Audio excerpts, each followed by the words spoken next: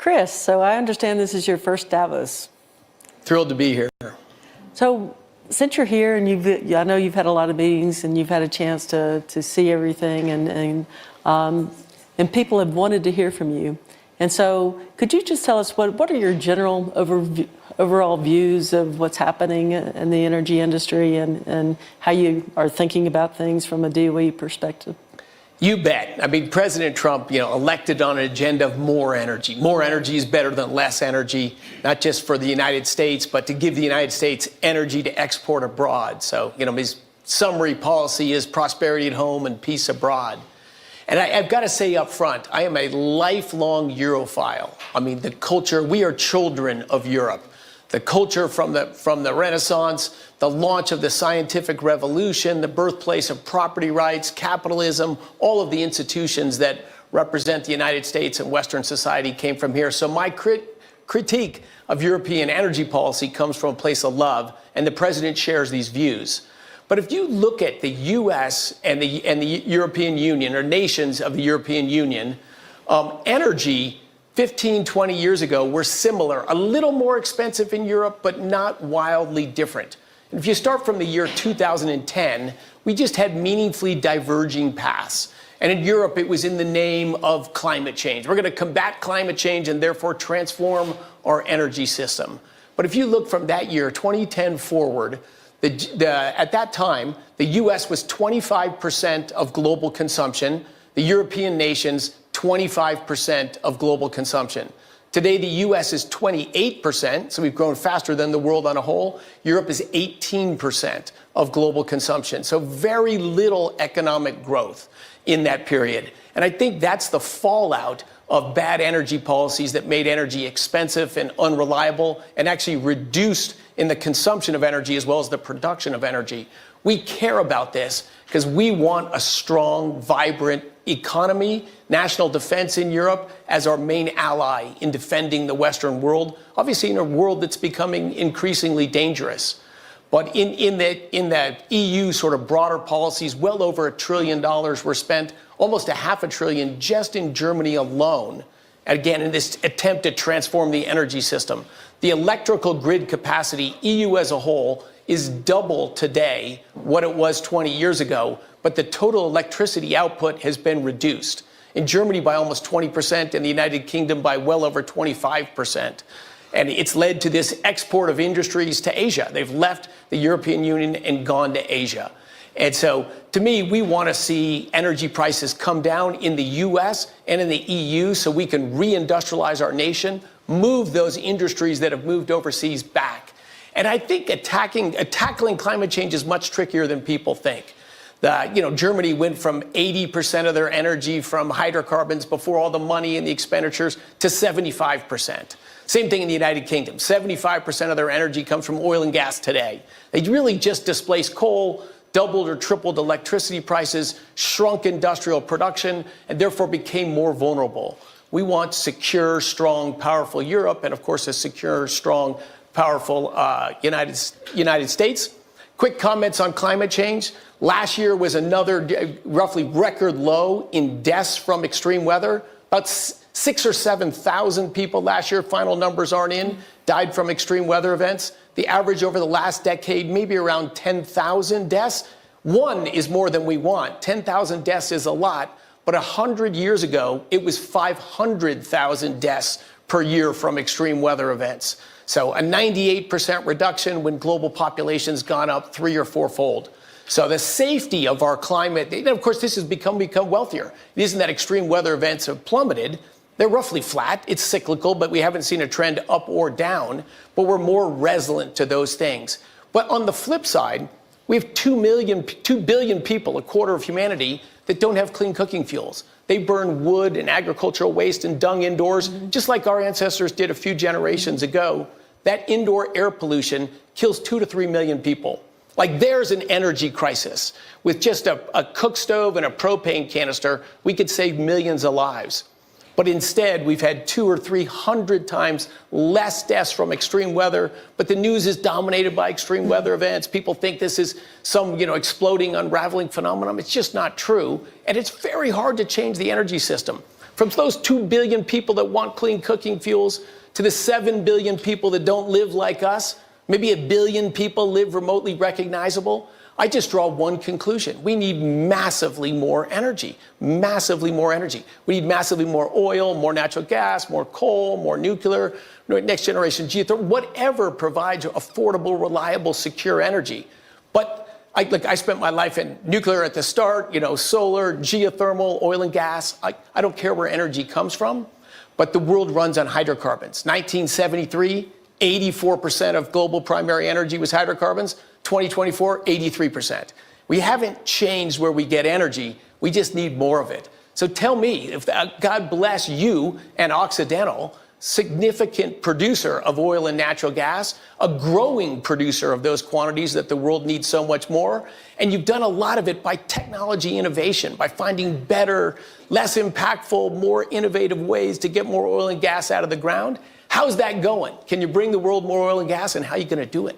Well, absolutely we can, and I'm excited to talk about it. I think a lot of people in the world don't realize how technical our industry is. It requires a lot of technology, a lot of different technology that's been developed over the years and the decades, and we're still working on it, still doing better, still making oil more accessible to additional people, as you're talking about, and that needs to continue to happen. And one of the ways that we do it at Occidental, where we have operations in the United States, Oman, Abu Dhabi, and Algeria internationally, but in the domestic U.S., for 50 years, we've been getting incremental oil out of conventional reservoirs using CO2, injecting CO2, which kind of frees up the oil, it energizes the oil, just like if you when you shake up a Coke bottle and then you open it up and it goes everywhere. That's kind of what CO2 does to oil, and that's why you can get more oil out of the ground when you're putting CO2 in. The other thing about CO2 is that when you put CO2 into an oil reservoir to create that incremental oil, the CO2 that it takes to do that, you can, when you burn the oil, that the emissions from that is equal to or less than what you've had to inject to get that oil. So you end up with a net zero carbon barrel of oil, or very close to it. So when you have that kind of process, then you're not putting more CO2 into the atmosphere. You're actually either reducing it or it's equal. So it's a good way to make oil production cleaner too. But to do that, what we have to do is we have to have the CO2. And so we feel like we're developing a technology that's going to be useful not just in the United States but around the world. And that technology is direct air capture. What it does is it takes it with huge fans, 25-foot diameter fans, we can pull air through a contact tower, mix it with some particular kind of fluids, and extract that CO2. And then we can use that CO2 in enhanced oil recovery in the reservoirs to make more oil. And so in the United States, that's going to be very, very important, because the way we've modeled production in the United States is we believe that between 2027 and 2030, that we're going to plateau with respect to production in the United States. Beyond that, we'll start it to decline. So our energy independence depends on us getting more out of these reservoirs, out of the reservoirs that we have today. And so we believe that we can get 50 to 70 billion barrels incremental with this process. And you can do it not only in conventional reservoirs, but we can do it in our shale reservoirs as well. And in our shale reservoirs, we only get 10% of the oil in the ground. This, the use of CO2 will almost double that. So it's very much needed. And that's not the only technology that we're working on to make it happen. But that's the one that I believe could have application all around the world. Fantastic. So a technology innovation to grow oil production, and for as far as global CO2 emissions, you're doing this in a way that's CO2 neutral. Yes. And a climate policy around oil, which is about 33% of global primary energy, so a huge slice. I would contrast that to what has been done globally. We've spent, in round numbers, $10 trillion on wind, solar, batteries, and increased transmission lines to connect remote production areas to whatever. And that's 2.6% of global energy. So not a fraction of the energy we get out of oil or natural gas or coal. And I would say economically has been a failure. There's going to be a long-term role for solar, and there'll probably be a long-term role for wind, but they're just in the electricity sector. That only delivers 20% of global primary energy. So we've got to keep our heads on about how the world runs and where it's coming from. So that's a fascinating innovation. You can grow global oil production, grow Oxy's global oil production, and address greenhouse gas emissions as well. Yet I forgot to add to that when you're getting more oil out of these existing reservoirs, then you're not having to build new infrastructure. And avoiding the building of new infrastructure means that's lower emissions as well. So it's a great way to provide more oil to the world and do it in a way that's much more responsible. In the Trump administration, we're looking, trying to unsanction Alaska. Alaska suffered more sanctions under the Biden administration than Iran did. We've got enormous reserves there, conventional reserves there, Gulf of Mexico and across our country.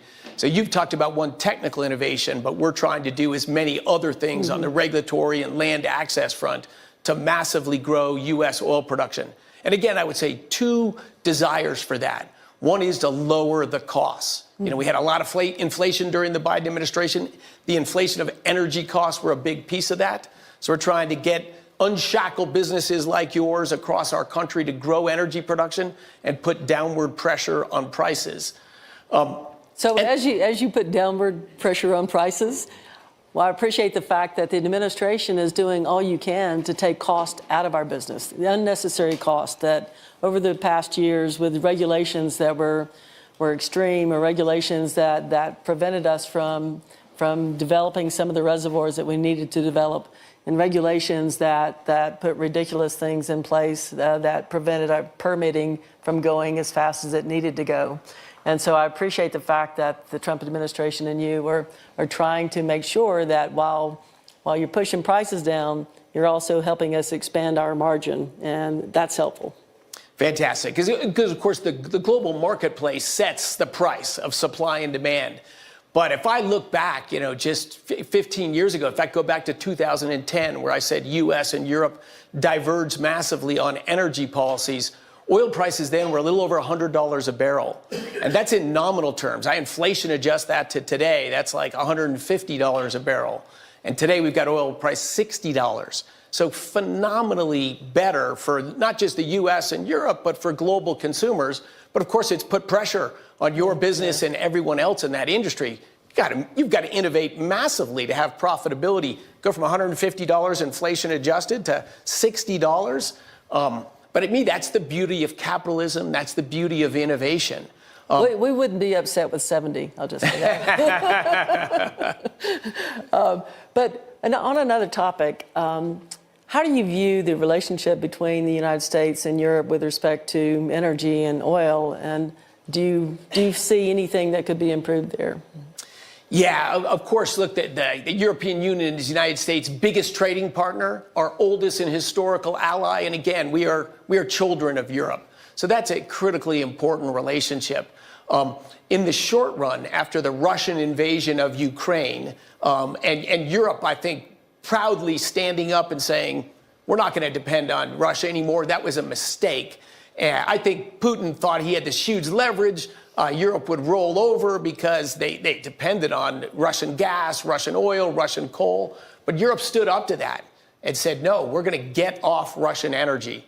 And I think the surge of natural gas production in the United States and the huge investments to build liquefied natural gas, LNG export terminals, put the United States in a great place to rise up and displace most all of the Russian gas. We're not fully done yet.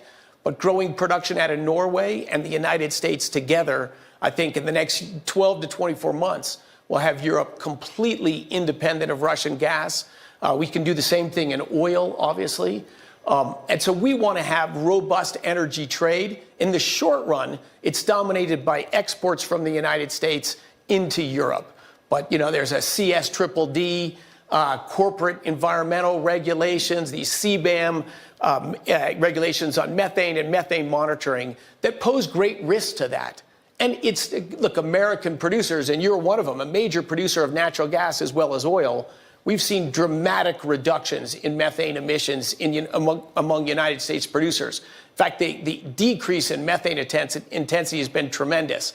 But these regulations could threaten you liability-wise to send gas to Europe. They're going to look at your whole global operations and decide if they're virtuous enough from the regulator's perspective. They could fine you based on your global revenues. That's just completely impractical, and I think losing sight of how critical energy is and how good the marketplace, companies and investors and consumers are in driving innovation and demanding improvements. So we're working with our colleagues here in Europe to remove those barriers so we don't see, again, rising energy costs in Europe. In fact, our biggest strategic goal, drive down the price of electricity, drive down the price of industrial fuels like natural gas and transportation fuels in Europe and the United States. And that requires robust trade and innovation. Of course, I believe in the long run, Europe will again turn back to reality of how the world is energized. And of course, there's great shale resources in oil and natural gas. European companies were early pioneers in this global industry, and I think we'll see a swing back to reality there. But in the short term, we can bridge all that with exports from the U.S. But we need to be strong. We need to be economically strong, and you can't be economically strong or militarily strong if you're not energy strong. So U.S., I think, we went backwards a few years into the Biden administration, and we certainly have states like California that have followed a European policy, that have seen skyrocketing electricity prices and gasoline prices. And in all those places that have those high prices, what happens is they produce less output. California produces less electricity today than it did 5 years ago, than it did 10 years ago, and at massively higher price. Guess what? A very wealthy state has the highest adjusted poverty rate in the nation. And even the average income in California has gone from near the top to middle of the barrel. But of course, it's the worst state in the country to be low income. That's what happens with bad energy policies. You've had a history of operating in California and producing energy there and all around the world. How was that operating environment for you? Well, we left California. And because of the regulations, it was just, it was really preventing us from developing the resources that California really needed at the time. So we left there. And as I said, we're in international locations, but the way we built our portfolio recently has been specifically around eliminating risk and lowering risk. And so we back in 2015, 50% of our production was international. And now we've developed a portfolio here in the United States, and a lot of it shale. We've gone from 8 billion barrels of oil equivalent to 16.5 billion barrels of oil equivalent based on the assets that we have in the United States mostly, but with support from our international operations. And we've gone from 650,000 barrels per day back then to 1.4 million barrels per day. And this has been in an environment that supports energy production. And so that's what can happen. We have decades of development yet to do because of the fact that we can do it in a country that provides the means to make it happen. And, you know, beyond that, we can also add the incremental barrels with our CO2 enhanced oil recovery projects. So we're excited about where we are in the United States, where we will ultimately do some of that in Oman and Abu Dhabi and potentially in Algeria. We'd like to do the same thing. But where there's regulation and where there's the industry is so burdened with regulation, that can't happen. And so I support what you're talking about, what you're doing, and what you're hoping that the message will be to those that have shut down their energy industries, and that hopefully that will change over time. If California hadn't pivoted in an energy wrong policy, and you were still there, and California was our top 4 oil producer in our country. If California still produced a lot of oil and still produced a lot of natural gas, it had lower energy prices for the state, how would the residents of California, what would their quality of life be like, particularly for the lower income people? What would it be like today compared to what it is? Oh, that's maybe the problem, that the people that make the policies don't think about the people that get most impacted by them. And certainly in California, the price of gasoline is so much higher than anywhere else in the United States. So it is impacting the lower income people. And when we were there, we had also, we probably had at least a decade of development left when we left the state. So a lot of companies are leaving. Other oil companies followed us in leaving the state. So it's a dire situation for them and for the people that get impacted by it. Yeah, my last comment on California. So total oil production of the United States, and crude oil is just one piece of total oil. The liquid petroleum gases or the big natural gas liquids are a huge other component. But the United States produces 24 million barrels a day. You know, well over 20% of the global total, and more than Saudi Arabia and Russia combined. And we're a meaningful net exporter. Yet California imports over 60% of its oil from abroad. Tanker ships streaming from the Middle East, from South America to power California. They've just gone a different direction. Yes. And of course, New England's gone that same wrong direction. But look, life is long. Life is long. Our goal is to pivot, to see energy production surge, costs for Americans and citizens of the world go down, wages and job opportunities to go up. And energy is not the only thing, but I think it's the most important single piece of a thriving, secure economy. Oh, I agree. And in the United States, the opportunity for us when we're talking about how to get more oil out of the reservoirs we have, and developing in Alaska as well, but there's 3.5 trillion barrels of oil in place remaining in the United States. And that's what we're really gearing up to go after. And it's the same elsewhere. There are other places around the world that are still going to have a lot of oil remaining in the ground. Oil will be around for the next 100 years. And what I'm hoping too is that people will listen to the message and will understand that we should never think that oil needs to go away. We just need to manage the emissions. And as long as we can do the things that are necessary to lower methane, continue lowering that, but also to deal with the CO2 issue. And again, CO2 enhanced oil recovery is a way to do that. So if we can get that to the point where we are managing the impact on the environment, and we're getting there, then oil should never have to go away. And it's the highest intensity and lowest cost fuel in the world. Yeah, I think we don't know how to run a world without oil, without natural gas, without coal. It's just, you can't have a modern world. We can't have our lifestyles today without those energy sources. In fact, I'm so thankful we had global life expectancy at birth 30 years throughout all of human history until about 200 years ago.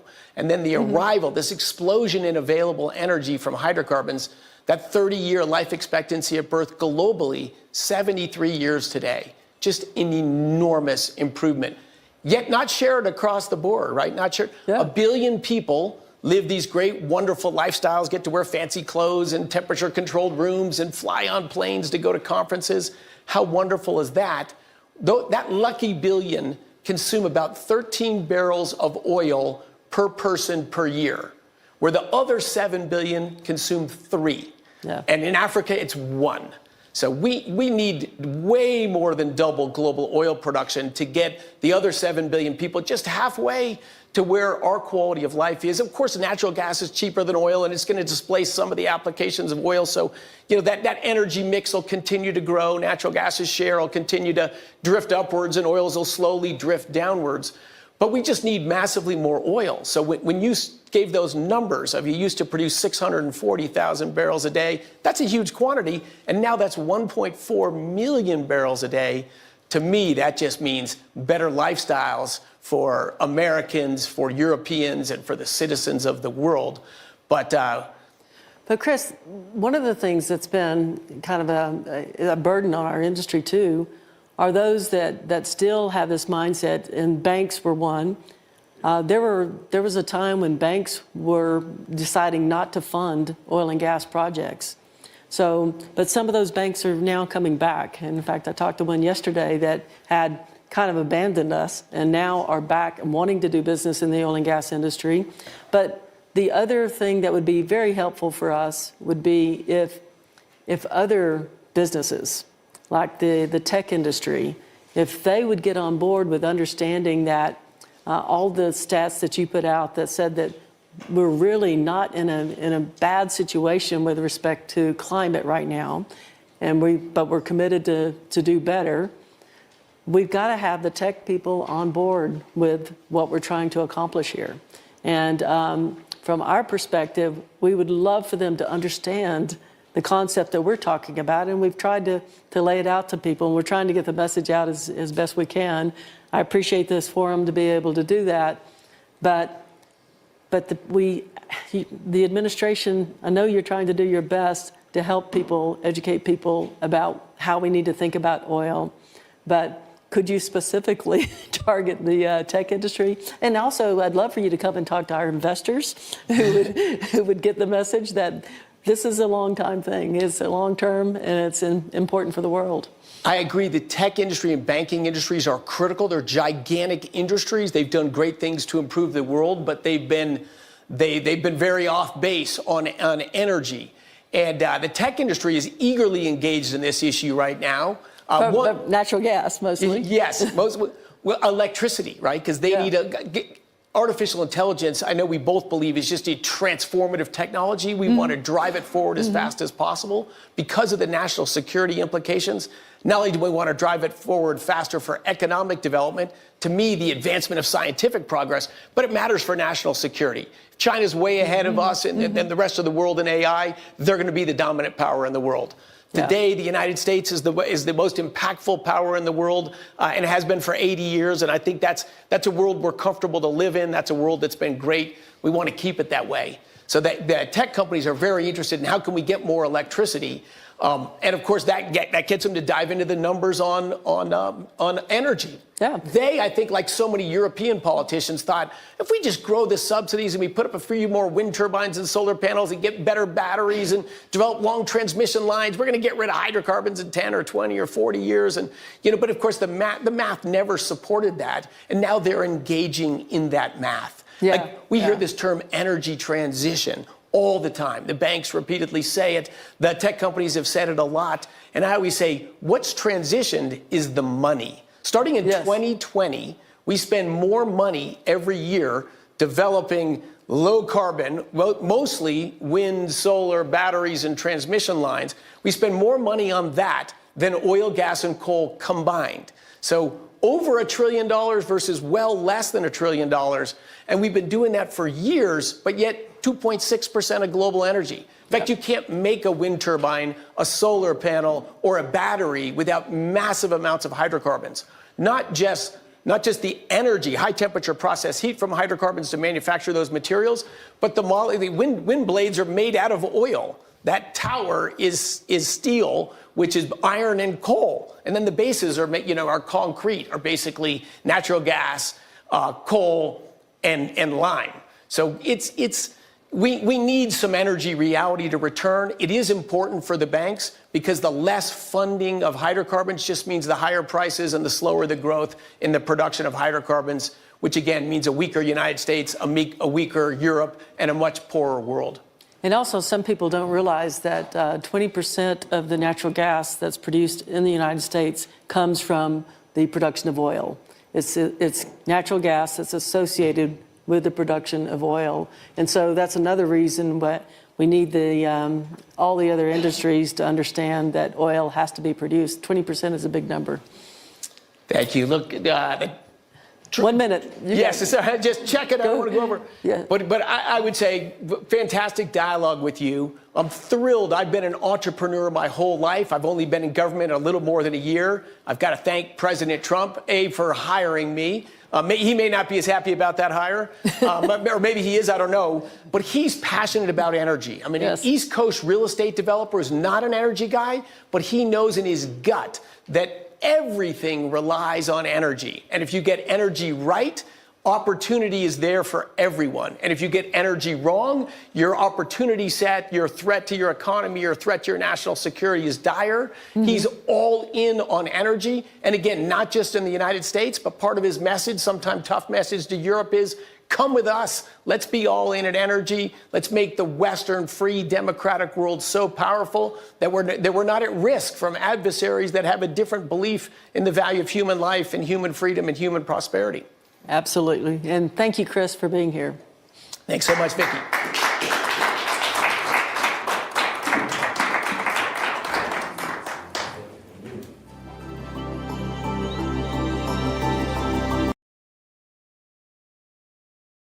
Thank you so much. Fantastic.